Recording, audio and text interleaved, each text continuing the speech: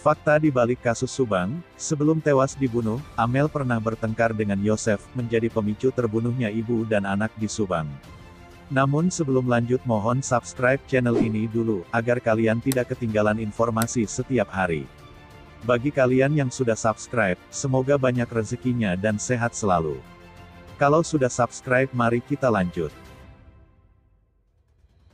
Kasus pembunuh ibu dan anak di Subang, Jawa Barat, Jabar, masih bergulir.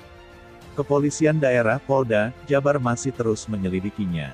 Hingga hari ini Selasa tanggal 11 Januari tahun 2021, siapa dalang dan pelaku pembunuh ibu dan anak di Subang yang menewaskan Tuti Suhartini dan Amalia Mustika Ratu alias Amel itu masih menjadi misteri.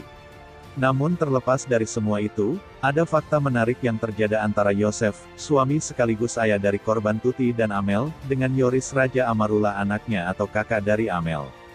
Keluarga Yosef memiliki yayasan bernama Bina Prestasi Nasional yang bergerak di bidang pendidikan. Yayasan ini mengelola SMP dan SMK di Jalan Cijengkol, Serang Panjang, Subang.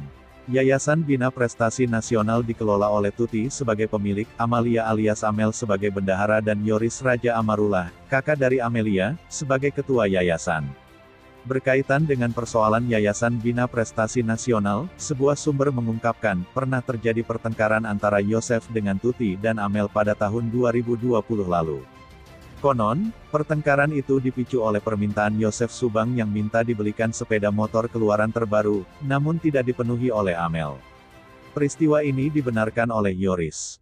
Konflik pertengkaran tersebut terjadi pada 2020, kata Yoris sebagaimana diberitakan Des Jabar, Senin tanggal 27 September tahun 2021.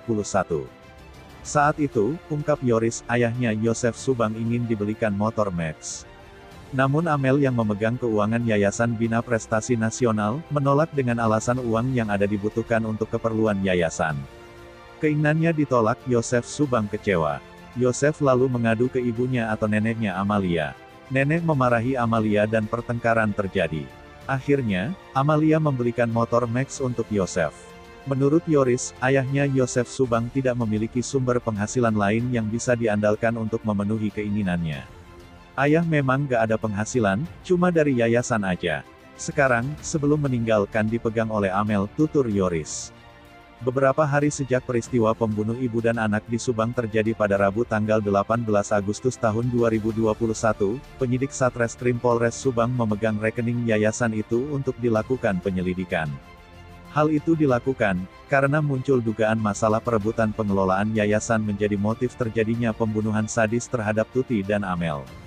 Namun hingga kini, belum ada korelasi pembuktiannya.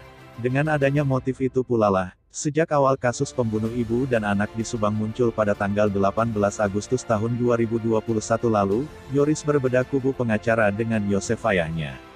Yosef di bawah kuasa hukum Rohman Hidayat, sedangkan Yoris bersatu dengan Danu kerabatnya di bawah pengacara Ahmad Taufan.